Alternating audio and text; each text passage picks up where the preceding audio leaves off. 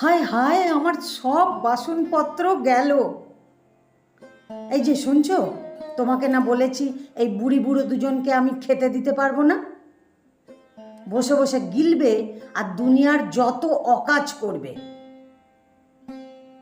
বাসন পড়ার শব্দ শুনে অরিন্দম ছুটে এসে দেখে মায়ের হাত থেকে বাসনের ঝুড়ি পড়ে গিয়ে দুটো কাঁচের গ্লাস ভেঙে গিয়েছে।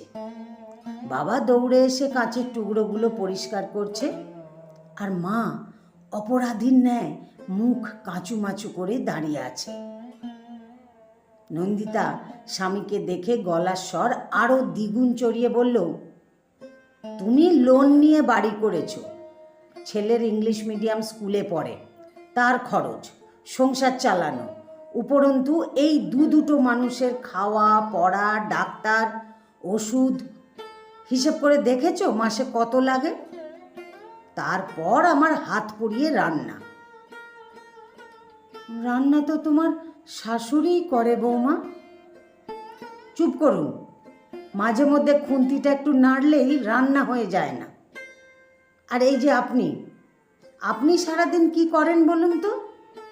সকালবেলা একটু বাজার ছাড়া তো কিছুই করেন না। কেন বৌমা, আমি তো দাদু ভাইকে, ওই দেখো, মাঝে মধ্যে 2-1 দিন ছেলেকে স্কুলে দিয়ে এসে বলছে দাদু ভাইকে স্কুলে দেওয়া আনা উনি করেন। তাহলে আমি কি করি? আমি কি সারাদিন বাড়ি বসে খাই আর ঘুমাই? না বৌমা, আমি সে কথা বলিনি। আহ বাবা, চুপ করো না, তোমরা অন্যায় করে আবার। সুবলবাবু ভেবেছিলেন ছেলে হয়তো তাদের পক্ষে দুটো কথা বলবেন, কিন্তু না, তার স্ত্রী সুরমা দেবীর শরীরটা ভালো নেই।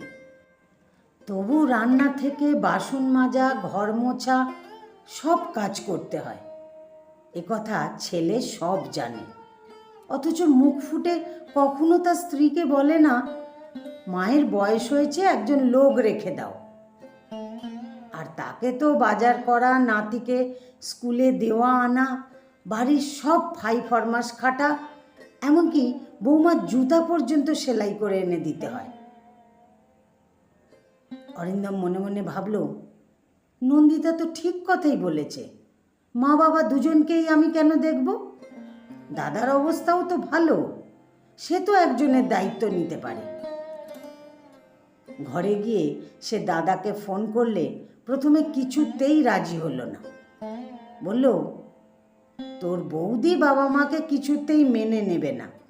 জানিস তো তোর বৌদি খুব আধুনিক, পার্টি ক্লাব এইগুলো নিয়ে ব্যস্ত থাকে। মা বাবাও তোর বৌদিকে পছন্দ করবে না। যা হোক, খুব করে চেপে ধরায় শেষ পর্যন্ত বড় ভাই রাজি হলো। রবিবারে বর্দা এলো মা অথবা বাবা যাকে হোক একজনকে নিয়ে যাওয়ার জন্য। আজকে সকাল থেকে শ্বশুর শাশুড়ির প্রতি নন্দিতা খুব ভালো ব্যবহার করছে, পরিষ্কার জামা কাপড় পরিয়ে ভালো খেতে দিয়েছে। সুবলবাবু ও সুরমা দেবী এতটা ভালো ব্যবহার করার কারণ খুঁজে পাচ্ছেন না। আবার ভাবছেন ছেলে হয়তো তাদের বদলে গেছে। হঠাৎ বড় ছেলেকে দেখে খুব খুশি হলো। বড় ছেলের সঙ্গে মা বাবা কথা বলতে লাগলো। নন্দিতা অরিন্দমকে বলল, এই দেখো, আমরা কিন্তু মাকে রাখবো। কিন্তু কেন? মাকে তো তুমি একদম সহ্য করতে পারো না। আরে মাই তো সংসারের সব কাজ করে, সেই সুযোগে আমি একটু ঘুমাতে, পাড়া বেড়াতে, ফোন ঘাঁটতে পারি। আর বাবা থাকলে যে আমার বাজার ও অন্য কাজ করা লাগে না। না বাপু, আমি দুজনকে খেতে দিতে পারবো না, ওটা তুমি একটু কষ্ট করে ম্যানেজ করে নিও। আচ্ছা ঠিক আছে, এবার চলো ওই ঘরে।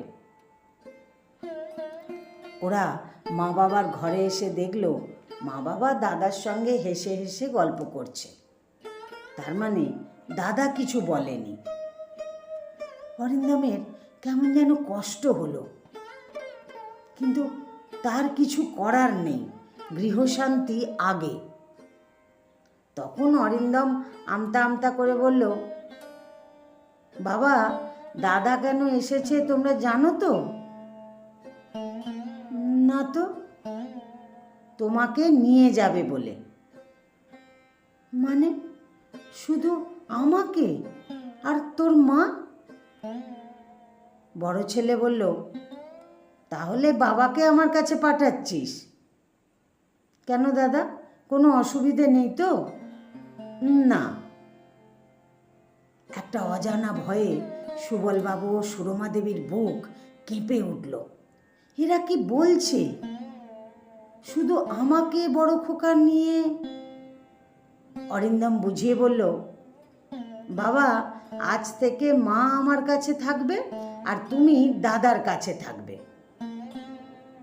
কি বলছিস ছোট খোকা? ওগো শুনছো কি বলছে এরা? এই বয়সে আমাদের আলাদা করে দিচ্ছে। ছোট খোকা, এই বয়সে আলাদা থাকার যন্ত্রণা জানিস? আমি তোর মাকে ছেড়ে কি করে থাকবো রে? সেই বিয়ের পর থেকে বাঁচার জন্য, তারপর তোদের মানুষ করার জন্য আমরা একসাথে লড়াই করেছি রে। কি করে তোদের খাওয়াবো, পড়াবো, মানুষ করব, এই চিন্তায় তোর মাকে কোনোদিন একটা ভালো শাড়ি পর্যন্ত দিতে পারিনি। নিজে পুরানো পাঞ্জাবি, ছেঁড়া চপ্পল পরে কাটিয়েছি। এমনকি জমি বাড়ি পর্যন্ত বিক্রি করে দিয়েছি শুধু তোদের মানুষ করার জন্য।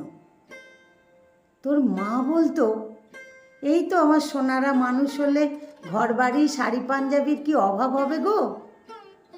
সুরমা, এখন দেখো তোমার সেই সোনার টুকরো ছেলেদের, যারা কিনা মা বাবাকে ভাগাভাগি করে নিচ্ছে।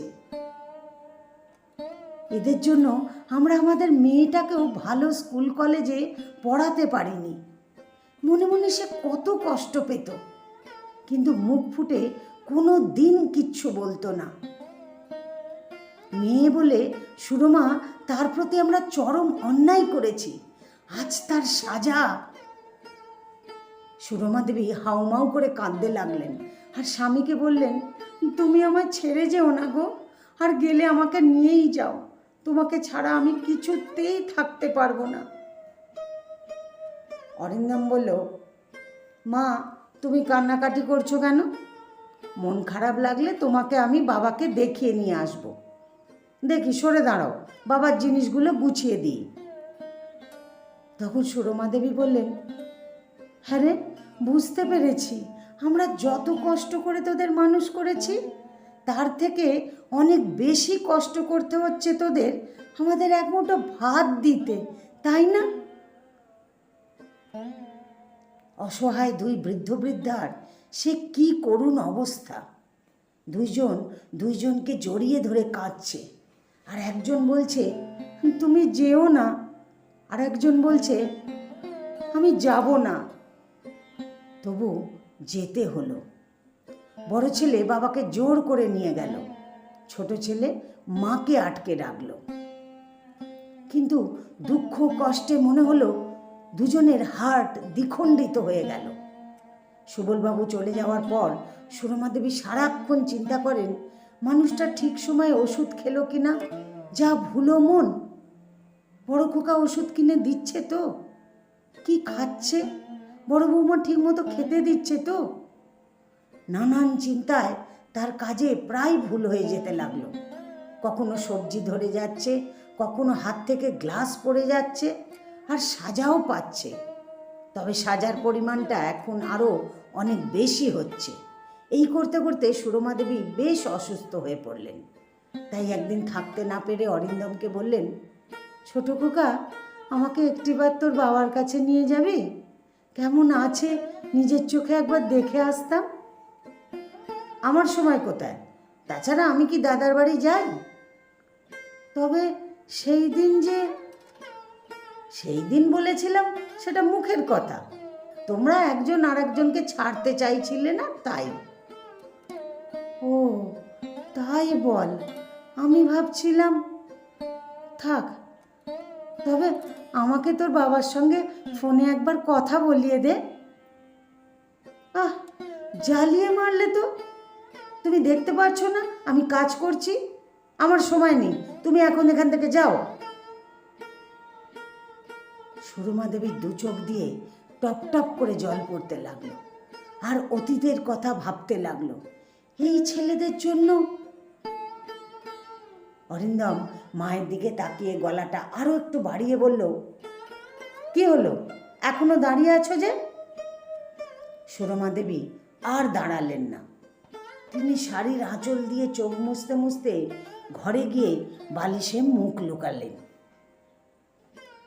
সুরমা দেবীর কয়েকদিন ধরে অল্প অল্প জ্বর আর কাশি হচ্ছিল। শরীরটা খুব দুর্বল, হেঁটে যেতে চায় একদিকে, চলে যায় অন্যদিকে।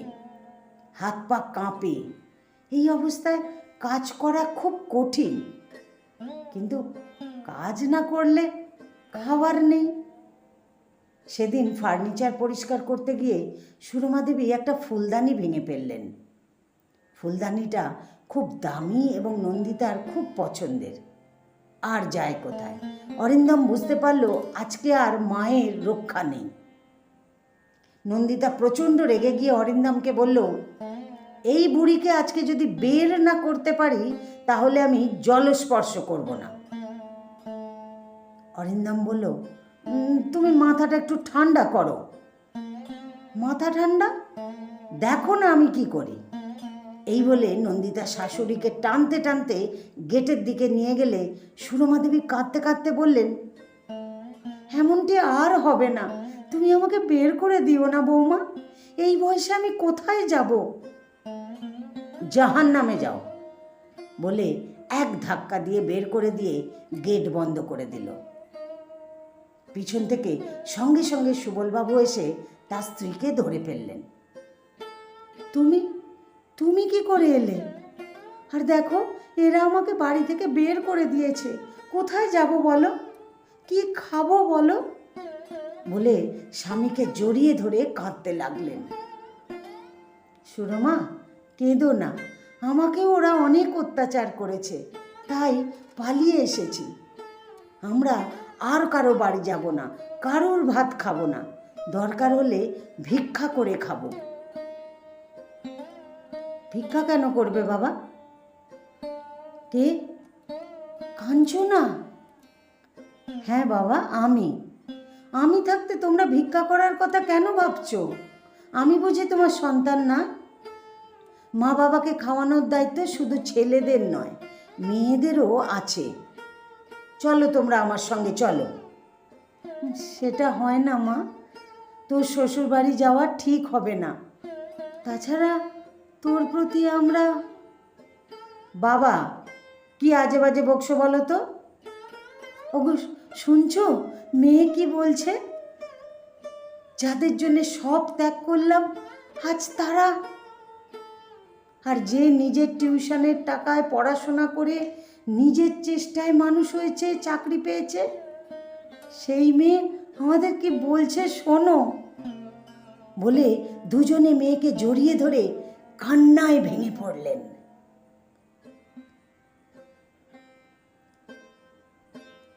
রচনা চঞ্চলা মজুমদার। এই গল্পের সমস্ত চরিত্র কাল্পনিক, বাস্তবের সাথে এর কোনো মিল নেই। কেউ যদি মিল খুঁজে পান তাহলে তা অনিচ্ছাকৃত এবং কাকতালীয় ঘটনা মাত্র। আমার গল্পটি যদি ভালো লাগে তাহলে একটা লাইক দিয়ে আপনাদের মতামত কমেন্ট বক্সে জানাতে ভুলবেন না। আমার বেশ কিছু সেরা গল্পের ভিডিও লিঙ্ক এই ভিডিওর ডেসক্রিপশন বক্সে দেওয়া আছে, চাইলে শুনে নিতে পারেন।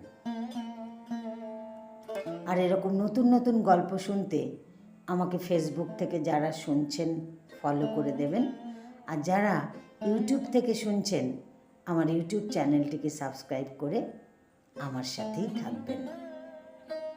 ধন্যবাদ আপনাদের সবাইকে এতক্ষণ সাথে থাকার জন্য।